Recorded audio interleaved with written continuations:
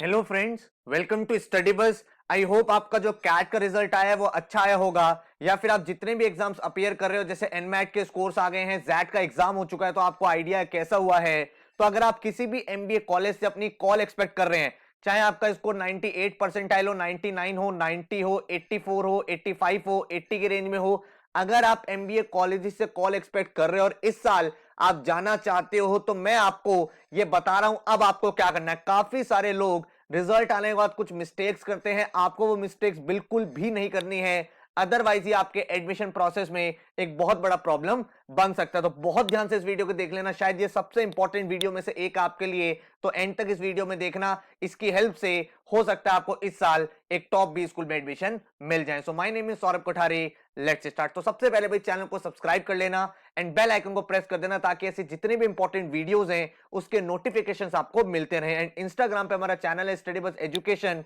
इसको फॉलो कर लेना है। डेली बेसिस पे current affairs, quant, shortcut, vocabulary words and important details आपको मिलती रहती हैं।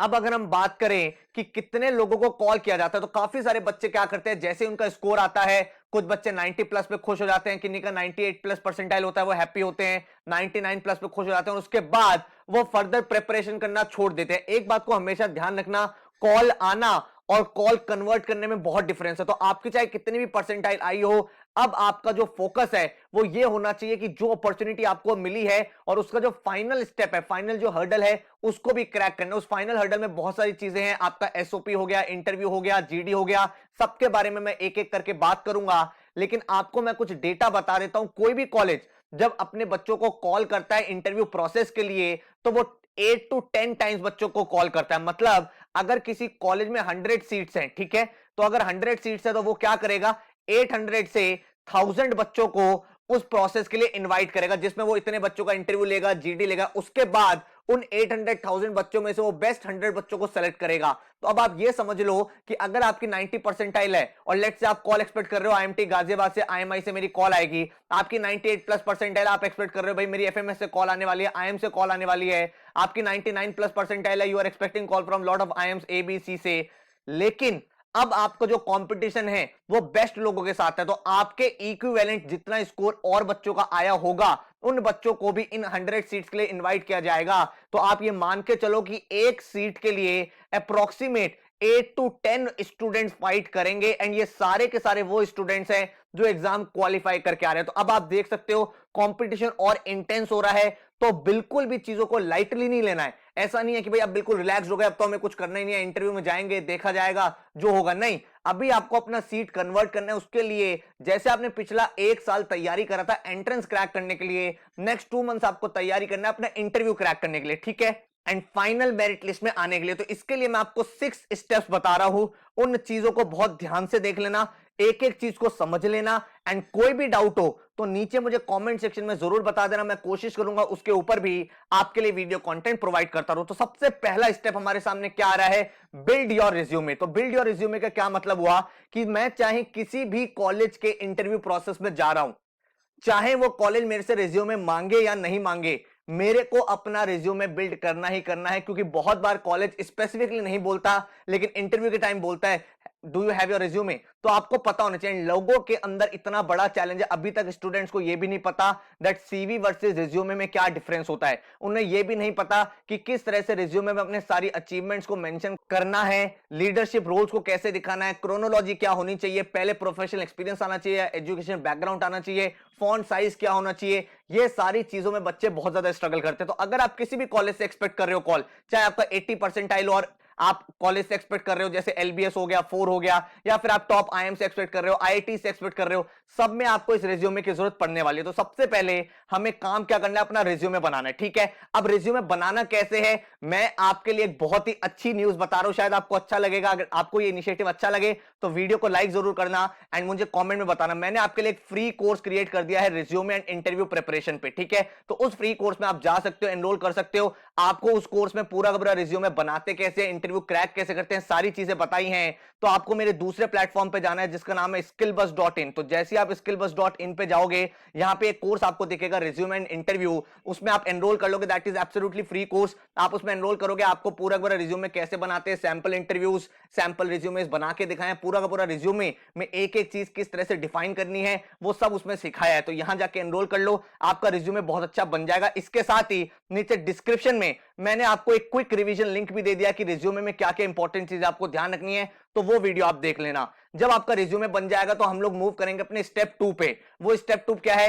राइट एसओपी एंड वैट। एसओपी क्या होता है? एसओपी होता है स्टेटमेंट ऑफ पर्पस। तो जब आप किसी कॉलेज का फॉर्म भरोगे, जैसे आप अगर एफएमएस का फॉर्म भर रहे हो या काफी सारे कॉलेजेस में वो कहता है एसओपी लिखो। एसओपी होता है स्टेटमेंट ऑफ पर्पस। और अगर आपको किसी फॉर्म में एसओपी नहीं भी लिखने को बोला है तो भी आपको पता होना चाहिए, क्योंकि इंटरव्यू में ये क्वेश्चन डायरेक्टली या इनडायरेक्टली पूछा जाएगा। एसओपी का मतलब होता है कि आप अगर इस कॉलेज में आना चाहते हो तो वो क्यों आना चाहते हो, उसके पीछे रीजनिंग क्या है, आप इस कॉलेज के बारे में जानते क्या हो। ऐसा तो नहीं है कि आपका भाई 98 परसेंटाइल आ गया, आपने बस कॉलेज का फॉर्म भर दिया एंड आपका विजन ही क्लियर नहीं है कि आप इस कॉलेज में क्या सीखोगे। तो उस एसओपी में आप पूरी की पूरी चीजें मेंशन करते हो कि आपका बैकग्राउंड क्या है, आपने किस तरह से अपनी chronology of professional career build करी है, एंड अगर आप इस कॉलेज में ज्वाइन करोगे तो फ्यूचर में आपको क्या क्या चीजें मिलेगी, तो उसको हम बोलते हैं एसओपी। ठीक है। एंड देन आपका एक प्रोसेस होता है जिसको हम बोलते हैं वैट, रिटर्न एबिलिटी टेस्ट। इसको आप एसे राइटिंग की फॉर्म भी बोल सकते हो। तो इसमें क्या होता है, आपको एक टॉपिक दिया जाता है, वो एक एब्स्ट्रैक्ट टॉपिक भी हो सकता है, वो एक पूरा का पूरा करंट अफेयर का टॉपिक भी हो सकता है, जिसके ऊपर आपको एक पूरा एसे लिखना होता है, जिसके ऊपर वो आपको मार्क्स देते हैं। और उस एसे, उस रिटर्न एबिलिटी टेस्ट के बाद आपसे उसके ऊपर कुछ क्वेश्चंस भी पूछे जाते हैं इंटरव्यू के टाइम। ठीक है। तो कुछ कुछ कॉलेजेस में ये दोनों चीज होती है, कुछ में एक होता है, बट मोर और लेस आपको ये चीज तैयार करनी है। अब एसओपी और वैट करोगे कैसे, इसका लिंक भी मैंने डिस्क्रिप्शन में दे दिया है। पूरी वीडियो एसओपी कैसे बनाते हैं, पूरा का पूरा वैट के ऊपर वीडियो बना दिया है मैंने कि किस तरह से आपको वैट लिखना है, क्या क्या चीजों का ध्यान रखना है। And the best part is कि मैंने आपको सैंपल वैट भी करके दे दिया है, जिससे आपको आइडिया लग जाएगा एक ऐसे को किस तरह से लिखा जाता है। तो आई होप ये दोनों वीडियोस आपके लिए काफी ज्यादा हेल्पफुल रहेंगे। नीचे मैंने कमेंट में भी और डिस्क्रिप्शन में भी दोनों का लिंक दे दिया है। पूरी वीडियो को ध्यान से देख लेना ताकि आपकी ये दोनों चीज बन जाए और इसमें आप बिल्कुल भी गलती ना करो। फिर हमारा स्टेप 3 आता है, वो है ग्रुप डिस्कशन। ठीक है। ग्रुप डिस्कशन कुछ कुछ कॉलेजेस में हो रहा है, कुछ कॉलेजेस में ऑनलाइन प्रोसेस हो गया तो वहां पे जीडी हटा दिया गया है। कुछ कॉलेजेस में बाद में बताएंगे जीडी होगा कि नहीं होगा, जब कोविड की सिचुएशन थोड़ी बेटर होगी। तो आपको प्रिपेयर्ड रहना है जीडी के लिए भी। आपका जीडी हो सकता है ऑनलाइन हो, आपका जीडी हो सकता है ऑफलाइन हो, लेकिन कुछ इंपॉर्टेंट बेसिक फंडामेंटल्स होते हैं जो सबके लिए सेम होता है। जीडी में बोलना कैसे है, किस तरह से दूसरे की बात को कट करके अपना पॉइंट ऑफ व्यू रखना है, किस तरह की चीजों को समराइज करना है, इंट्रोड्यूस कैसे करना है, अगर आपको बोलने का चांस नहीं मिले तो उस टाइम कैसे बोलना है, डिफरेंट डिफरेंट टाइप के करंट टॉपिक, एब्स्ट्रैक्ट टॉपिक क्या आ सकते हैं, ये सारी चीजें आपको प्रिपेयर करनी है। तो जीडी के ऊपर भी मैंने आपको डिस्क्रिप्शन में पूरी डिटेल्ड वीडियो दे दी है, जिसमें पूरा जीडी किस तरह से आपको लीड करना है, क्या क्या चीजें बोलनी है, क्या क्या चीजें समझनी है, एंड कौन कौन से टॉपिक्स हैं जो आपसे पूछे जा सकते हैं, उसके ऊपर कंटेंट क्या बन सकता है, वो सारी चीजें मैंने प्रोवाइड कर दिया। तो नीचे डिस्क्रिप्शन में है, आराम से वो वीडियो देख लेना। आपका जीडी वाला डाउट जो है स्टेप 3 जो है वो क्लियर हो जाएगा। उसके बाद हमारा स्टेप 4 आता है इंटरव्यू प्रिपरेशन। सबसे ज्यादा इंपॉर्टेंट स्टेप है ये आपके पूरे के पूरे प्रोसेस में। क्यों? क्योंकि हर एक कॉलेज का इंटरव्यू होगा, कुछ कॉलेजेस का ऑनलाइन होगा, कुछ कॉलेजेस को ऑफलाइन होगा। अब इंटरव्यू में लोगों को यह भी नहीं पता tell me something about yourself का आंसर क्या देना है ना। लोगों को यह भी नहीं पता कि अपनी स्ट्रेंथ एरियाज, अपने वीकनेस को कैसे बताना है, कौन कौन से इंपॉर्टेंट क्वेश्चन है जो पूछे जा सकते हैं। मेरे से अगर कुछ leadership related question, behaviour question, technical question पूछे गए तो उसका आंसर किस तरह से देना है। अगर मेरे सामने कोई क्वेश्चन आया और मुझे आंसर नहीं आता तो उस क्वेश्चन को कैसे डॉज करना है, ये सारी टेक्निक्स आपको इंटरव्यू की पता होनी चाहिए। तो अगर आप बेसिक पूरा इंटरव्यू का सीखना चाहते हो, डिस्क्रिप्शन में मैंने आपको पूरा एक फ्री लिंक दे दिया है। पूरा उसमें इंटरव्यू के बारे में इन एंड आउट सारी चीजें बताई हैं, क्या क्या चीजें आपको ध्यान रखनी है, क्या समझनी है। इसके अलावा जैसे कि मैंने आपको बताया skillbus.in पे जो मैंने आपको फ्री कोर्स दिया वो बहुत डिटेल्ड है। उसमें ऑनलाइन इंटरव्यूज, ऑफलाइन इंटरव्यूज, किस तरह से अपने बातों को प्रेजेंट करना है, सारी चीजें सिखाई गई हैं। तो इस कोर्स में जाके एनरोल कर लेना, बहुत इजीली आपके इंटरव्यू की ज्यादातर चीजें क्लियर हो जाएंगी। ठीक है। इसके बाद हम स्टेप 5 की बात कर रहे हैं, वो है फिक्सिंग गैप्स। फिक्सिंग गैप्स का क्या मतलब हुआ? फिक्सिंग गैप का बेटा ये मतलब हुआ कि काफी सारे लोगों को क्या प्रॉब्लम है, सर मेरे ना 10th 12th और ग्रेजुएशन में कम स्कोर है। ठीक है सर, मेरे साथ चैलेंज क्या है? मेरे साथ चैलेंज ये है कि मेरा ईयर गैप है।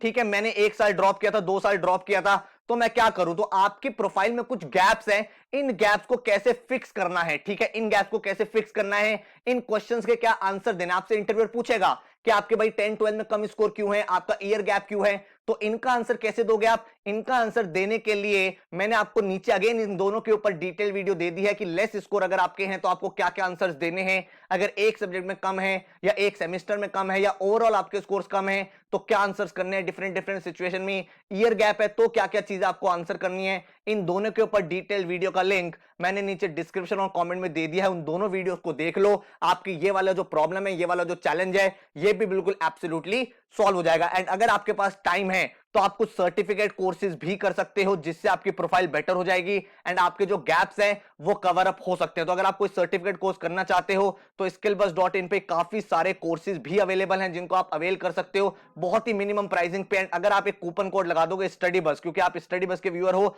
तो आपको भाई बहुत ज्यादा अमेजिंग डिस्काउंट यहाँ पे मिल भी जाएगा। तो आप आराम से कोर्सेज का डेमो लेक्चर देख सकते हो, कोर्स करिकुलम देख सकते हो। एंड जिस फील्ड में आप एमबीए करना चाहते हो, जैसे मार्केटिंग है तो मार्केटिंग रिलेटेड कोर्स, फाइनेंस है तो एक्सेल जैसा कोर्स हो गया, अगर आप एचआर में जाना चाहते हो, बिजनेस कम्युनिकेशन एनालिटिक्स में जाना चाहते हो, मशीन लर्निंग, तो सारे कोर्सेज आप आराम से देख सकते हो एंड देन आप प्लान आउट कर सकते हो। ये भी आपके गैप्स को कवर करने में हेल्प करेगा। देन हमारा 6th स्टेप है और जो सबसे ज्यादा इंपॉर्टेंट स्टेप है वो है रीडिंग न्यूज़पेपर। भाई आज से शुरू हो जाओ न्यूज़पेपर रीड करना, क्योंकि आज की डेट में जितने भी एमबीए के इंटरव्यूज होते हैं एंड जो भी आपका इंटरव्यू ले रहा है वो ऐसे बच्चों को एडमिशन देना चाहता है जो भाई अपनी सराउंडिंग से अवेयर हो, जिसे पता हो बिजनेस में क्या क्या चीजें हो रही हैं, जिसे पता हो प्रोफेशनल वर्ल्ड में क्या चीजें हो रही है। तो अगर आपने बचपन से लेकर आज तक न्यूज़पेपर कभी नहीं पढ़ा बट इस साल आप एमबीए करना चाहते हो, आपका रिजल्ट ठीक ठाक आ गया है, तो अब आपके लिए कोई भी ऑप्शन नहीं है, आपको न्यूज़पेपर सिंसियरली पढ़ना पड़ेगा।